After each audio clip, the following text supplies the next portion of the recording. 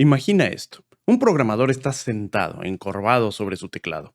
Es tarde y parece estar trabajando en algo, pero no es un software para una empresa y tampoco está depurando código de una aplicación corporativa. Está programando su propio videojuego. Tesoros, enemigos y misiones cobran vida con sus líneas de código.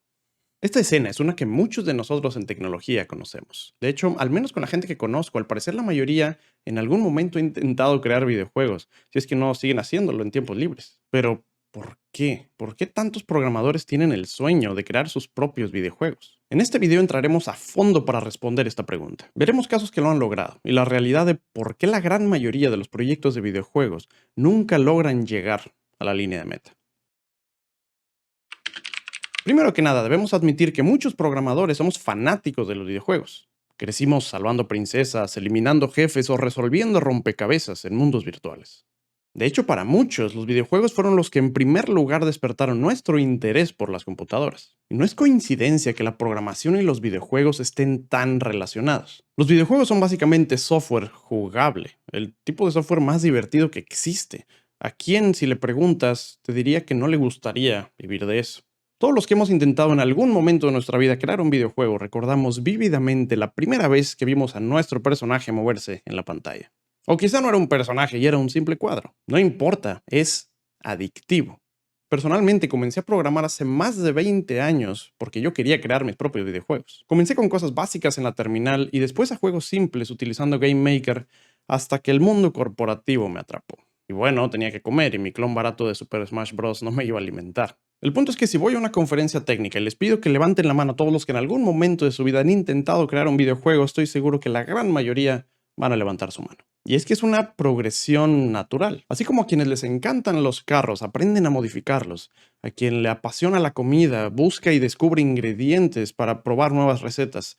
Quienes jugamos videojuegos en algún momento nos llegamos a preguntar, ¿cómo está hecho? ¿Cómo puedo yo hacer algo similar? Y eventualmente descubres que para hacer algo realmente interesante necesitas conocer programación. Y es que a diferencia de otros tipos de software, los videojuegos son emocionantes. Quizá ahorita un niño o un joven no se emocione en absoluto por desarrollar un software, una pantalla de captura de facturas para un sistema de firma electrónica o algo así, pero fácilmente lo verás aprendiendo para mover personajes, utilizar pociones o dispararle a enemigos.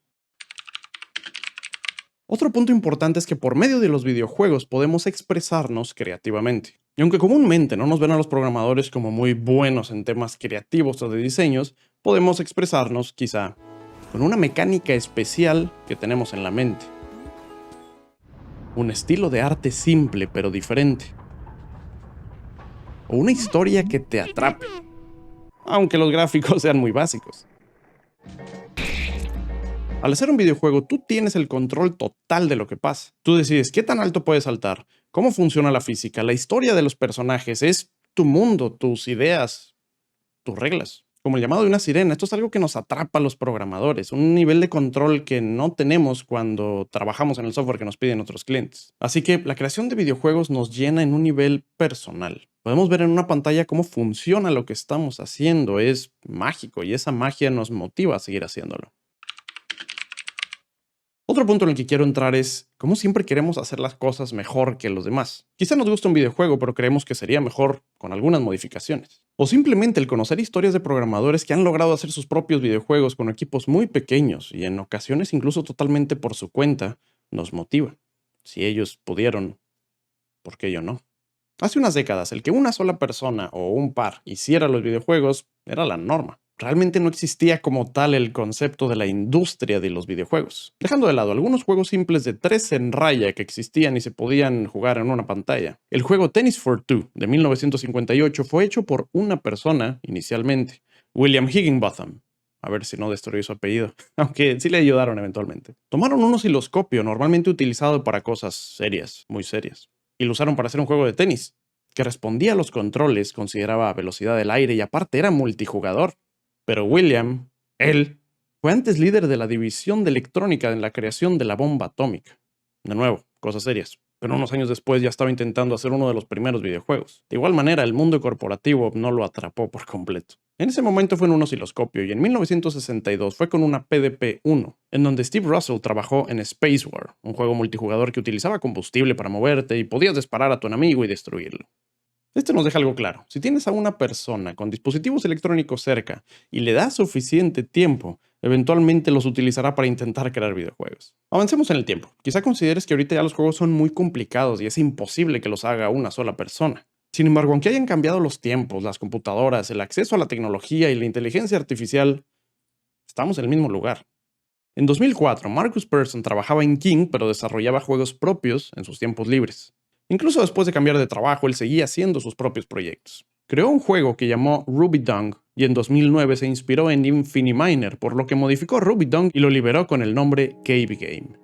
Eventualmente cambió su nombre por Minecraft. Si bien Minecraft será el juego mejor vendido de toda la historia, inicialmente lo inició una sola persona. Otro ejemplo es Stardew Valley, que en su liberación fue creado totalmente por Eric Barone durante 4 años. Y este ejemplo queda perfecto con lo que estamos viendo en este video, porque Eric jugaba Harvest Moon y le gustaba muchísimo, pero consideraba que cada vez estaba peor y no estaban llevando el juego hacia un lugar donde le gustaba, entonces él consideraba que él podía hacer algo mejor él mismo. Quería mejorar sus habilidades de programación y diseño, ya que no podía conseguir un trabajo en la industria y entonces mientras tenía un trabajo acomodando gente en un teatro. Mezcló y aprendió muchas habilidades, ya que tuvo que hacer toda la programación, el pixel art, la música, los efectos de sonido, la historia, los diálogos. Hablaremos de eso más adelante. Y durante 4 años constantemente deshacía mucho del trabajo que ya había hecho y lo rehacía una vez que con el tiempo aprendía a hacer las cosas mejor. Y con el paso de los años han seguido apareciendo juegos que logran captar y conectar con jugadores en todo el mundo, por lo que seguramente seguirá sucediendo. Quizá tú seas el siguiente. Y hoy en día seguramente hay decenas de miles de programadores haciendo sus propios videojuegos, nada más que no te enteras de ninguno, a menos que documenten su proceso en internet como Ginchu o Alba Mayo. Sin embargo, no todo es fácil. Si realmente todos están programando sus propios videojuegos, ¿dónde están? La triste verdad es que la gran mayoría nunca son terminados. Personalmente he comenzado muchos videojuegos, pero lograr tener algo realmente jugable por otros, muy pocas veces. Y esa es la siguiente parte importante en esta historia. Comenzar un juego es fácil, pero terminar un juego, aunque no sea perfecto pero jugable, es muy difícil, bastante más difícil de lo que muchos esperan inicialmente. ¿Y por qué sucede esto? Cuando quieres comenzar un videojuego tienes la motivación a flor de piel. Con las herramientas actuales como Unreal y Godot, rápidamente puedes comenzar y ver cosas moviéndose en la pantalla y respondiendo a tus controles. Sin embargo, si persistes por, digamos, más de una semana, comienzas a ver cosas que quizá no esperabas. No puedes normalmente liberar un juego con cubos y esferas, necesitas personajes. Y no cualquier personaje que descargas gratis de internet y utilizan muchos otros juegos, sino seguramente vas a querer tus propios personajes. Por lo tanto, deberás separarte de la programación para aprender a diseñar y animar a tus personajes o buscar a alguien que te ayude. Ahora, también tu videojuego no puede estar callado, necesitas música y efectos de sonido. Aquí de inicio, quizás sí puedes utilizar música y efectos gratis que descargas de internet, pero si vas serio con el proyecto, eventualmente vas a querer tu propia música original, así que la vas a tener que hacer o también buscar a alguien que te ayude. También la programación de videojuegos no es simple. Necesitas conocer cómo administrar tu código para que sea mantenible y no te muerda unos meses después porque lo estuviste haciendo las carreras. Y los niveles, si tu juego tiene algún tipo de progresión, necesitas diseñar los niveles. Ay, los diálogos y las interacciones. Y aparte, si decides cambiar tu juego para que sea multijugador, esto a veces nos lleva a una destrucción de la motivación. La emoción que tenías en los primeros días ya no es la misma cuando tienes varios días sin intentar solucionar un problema gráfico que solo sucede a veces. La depuración de las líneas de código, los árboles de decisiones y principalmente lograr que tu juego realmente divierta. Y no puedes detener tu imaginación. Mientras estás desarrollando 3 funcionalidades, ya estás pensando en otras 150 y seguramente mañana se te ocurrirán más. Y eso sin contar que ya estás pensando en otra idea para otro videojuego y que cada vez más y más comienza a utilizar tus neuronas. Quizás escuchando esto recuerdes las veces que te ha pasado. O quizás te estoy preocupando y quitando las ganas de intentarlo. No es mi objetivo. La verdad, yo creo que yo personalmente lo voy a seguir haciendo hasta que me muera o hasta que descubran que soy una inteligencia artificial y me pateen al multiverso. Pero sí quiero dejar claro que en cada uno de los proyectos en donde yo he intentado crear un videojuego, he aprendido una o más cosas y ese aprendizaje nadie me lo quita. En mi primer videojuego que hice utilizando Game Maker, aprendí bucles for. Y en mis siguientes videojuegos, que los hice en Java con algo llamado JMonkey Engine, aprendí matrices, cuaterniones, aprendí Blender y hasta comunicación por medio de TCP y sockets de Java para intentar hacerlo multijugador. Y en mi video más visto de mi canal, en donde unos carritos aprenden a manejar utilizando algoritmos genéticos, aprendí Unity y muchas cosas de física de videojuegos que la verdad desconocía. Y así año con año en mi vida. En mi último proyecto de videojuegos aprendí a utilizar workers de Cloudflare, teoría de color y hasta reglas de puntaje. Y ese conocimiento lo voy a tener grabado en mi memoria para siempre. Y aún así, en realidad, nadie nos está obligando a hacer las cosas solos. Si bien en muchos casos un pequeño equipo se junta y empieza a trabajar y luego ahí descubres quién realmente trabaja y quién no hace nada, y terminas solo, en muchos casos, pequeños equipos han logrado darnos experiencias que jamás hubiéramos imaginado. Seamos sinceros, aunque hacer juegos por nosotros mismos sea difícil, ahorita ya hay muchas herramientas que podemos utilizar al menos para lograr dar ese primer paso y lograr contar con un prototipo. Podemos tomar Unity, Unreal o Godot para comenzar. Podemos utilizar una tienda de assets para obtener arte y sonidos. Una vez que tenemos un prototipo básico, podemos decidir si continuar la idea o no. Aquí la barrera de entrada es bastante baja. También tenemos la inteligencia artificial, la cual tiene mucho lugar en el desarrollo de videojuegos, desde facilitar en la programación y las pruebas, narrativa y diálogos, entre otras cosas, y realmente acelera y puede mejorar nuestros videojuegos. Claro, si lo usamos correctamente y no lo dejamos simplemente hacer código basura que luego eventualmente nunca arreglamos. Sin embargo, aún con estas herramientas, el reto general es el mismo, y de alguna manera la expectativa actual de los jugadores es relativamente alta en cuanto a calidad. Constantemente liberan cientos de videojuegos y aunque tú logres terminar el tuyo es difícil sobresalir. Pero la verdad es que para alguien apasionado eso no importa mucho. Cuando comienzas tu idea de videojuego no estás pensando en el mercadeo y en cómo vas a publicar tu videojuego, estás pensando en cómo vas a crear tu mundo y en los retos técnicos.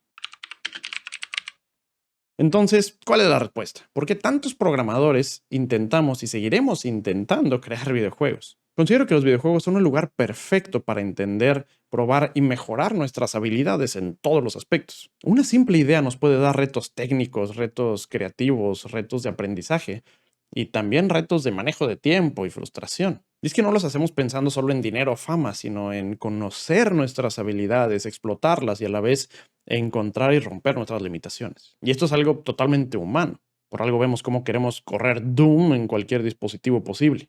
¿O por qué equipos programan juegos que nos ponen aún más retos mentales? Sí, la verdad es difícil terminar un videojuego, pero es fácil empezar y no considero que sea una pérdida de tiempo. Finalmente, un videojuego es una de las cosas más retadoras y satisfactorias que un programador puede hacer. Un camino donde aprendes constantemente y puedes jugar con tu creación al final. Si eres un programador y te sientes identificado, o incluso si estás ahorita mismo haciendo tu propio videojuego, continúa, aunque parezca difícil. Y si no lo terminas, de cualquier manera te unirás a esta tradición ancestral de los programadores, en la cual queremos crear nuestros propios mundos en lugar de solo consumirlos. Y creo que eso siempre vale la pena. Déjame un comentario con tu opinión al respecto y te invito a seguirme en mis otras redes sociales. Estoy en Instagram, TikTok y ahora está en Spotify. Solamente búscame como Ringatech. Hasta pronto.